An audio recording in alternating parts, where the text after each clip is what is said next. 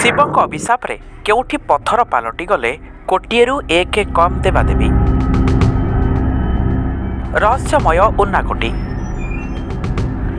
ଭାରତରେ ଏମିତି ଅନେକ ରହସ୍ୟମୟ ସ୍ଥାନ ଅଛି ଯାହାର ଉତ୍ତର ଆଜି ପର୍ଯ୍ୟନ୍ତ କେହି ପାଇପାରିନାହାନ୍ତି। ଏମିତି ହିଁ ଏକ ଅଜବ ସ୍ଥାନ ରହିଛି ତ୍ରିପୁରାର ରାଜଧାନୀ ଅଗରତାଲାରେ। ରାଜଧାନୀରୁ ପ୍ରାୟ 145 କିଲୋମିଟର ଦୂର ଗଲେ ପଡ଼େ ଉନାକୋଟି। ଉନାକୋଟିର ରହସ୍ୟ ଜାଣିବାକୁ କାହିଁ କେଉଁ ଦୂରରୁ ପ୍ରତିଦିନ ଏଠାକୁ ଛୁଟି ଆସନ୍ତି ପର୍ଯ୍ୟଟକ।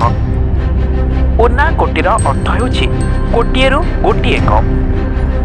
ତେବେ ଏମିତି କ'ଣ କାରଣ ରହିଛି ଯେତେ ସୁନ୍ଦର ସ୍ଥାନକୁ ଅଧୁରା କଲାଭଳି ନାଁ ଦିଆଯାଇଛି? ନମସ୍କାର ଦର୍ଶକ ବନ୍ଧୁ, ଆପଣ ଦେଖୁଛନ୍ତି ଡିସ୍କଭର ଓଡ଼ିଆ। ଆପଣ ଯଦି ୟୁଟ୍ୟୁବରେ ଦେଖୁଛନ୍ତି ତେବେ ଆମ ଚ୍ୟାନେଲକୁ ସବସ୍କ୍ରାଇବ୍ କରନ୍ତୁ। ଆଉ ଯଦି ଫେସବୁକରେ ଦେଖୁଛନ୍ତି ଫେସବୁକ୍ ପେଜକୁ ଲାଇକ୍ ଓ ଫଲୋ କରନ୍ତୁ। ଆଉ ଭିଡ଼ିଓଟି କିପରି ଲାଗିଲା କମେଣ୍ଟ ମାଧ୍ୟମରେ ନିଶ୍ଚିତ ଜଣାନ୍ତୁ।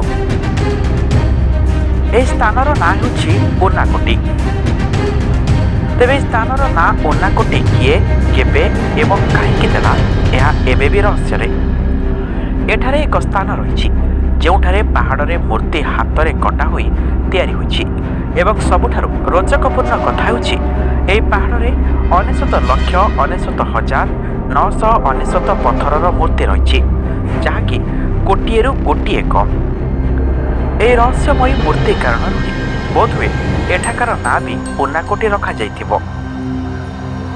ପୂର୍ବ ଭାରତର ଅନେକ ରହସ୍ୟମୟ ସ୍ଥାନ ଭିତରୁ ଏହି ସ୍ଥାନକୁ ସର୍ବପ୍ରଥମର ଆଖ୍ୟା ଦିଆଯାଇଛି। ତେବେ ପୂର୍ବରୁ କେବଳ ସଂସ୍କୃତି ଐତିହାସିକ ଗବେଷକ ହିଁ ଏଠାର ରହସ୍ୟ ଜାଣିବାକୁ ଆସୁଥିଲେ, କିନ୍ତୁ ଧୀରେ ଧୀରେ ଏଠାରେ ଏବେ ପର୍ଯ୍ୟଟକଙ୍କ ଗହଳି ମଧ୍ୟ ଲାଗୁଛି। ଲୋକଙ୍କ ମାନ୍ୟତା ଅନୁସାରେ ଭଗବାନ ଶିବ ଥରେ 1 କୋଟି ଦେବୀ ଦେବତାଙ୍କ ସହ ମିଶି କେଉଁଆଡ଼େ ଯାତ୍ରା କରୁଥିଲେ। ରାତ୍ରି ଅଧିକ ହେବାରୁ ଅନ୍ୟ ଦେବାଦେବୀ ମହାଦେବଙ୍କୁ ଉନାକୋଟିର ପାହାଡ଼ରେ ରାତ୍ରି ଯାପନ କରିବା ପାଇଁ ଅନୁରୋଧ କରିଥିଲେ। ସୂର୍ଯ୍ୟୋଦୟ ପୂର୍ବରୁ ସ୍ଥାନ ଛାଡ଼ିବା ପାଇଁ କହି ଶିବ ରାତ୍ରି ଯାପନ ପାଇଁ ଅନୁମତି ଦେଇଥିଲେ, କିନ୍ତୁ କେବଳ ଶିବଙ୍କ ବ୍ୟତୀତ ସକାଳୁ ଆଉ କେହି ଉଠି ପାରିନଥିଲେ, ଯେଉଁଥିପାଇଁ ଶିବ ରାଗିଯାଇ ଅନ୍ୟ ଦେବାଦେବୀଙ୍କୁ ପଥରର ମୂର୍ତ୍ତି ହେବା ପାଇଁ ଅଭିଶାପ ଦେଇଥିଲେ, ଯାହାପରଠାରୁ ଏଭଳି ମୂର୍ତ୍ତି ଏଠାରେ ହୋଇଥିବା କଥା କୁହନ୍ତି ବୁଦ୍ଧିଜୀବୀ।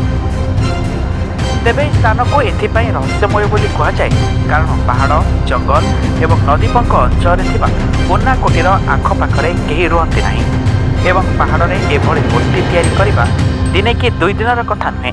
ଅନେକ ବର୍ଷରୁ ତିଆରି ହୋଇଥିବା ଏହି ମୂର୍ତ୍ତିକୁ କିଏ କାହିଁକି ଗଢ଼ିଲା ତାହା ଜାଣିବା ପାଇଁ ଚାତକ ପରି ଚାହିଁ ରହିଛନ୍ତି ଗବେଷକମାନେ।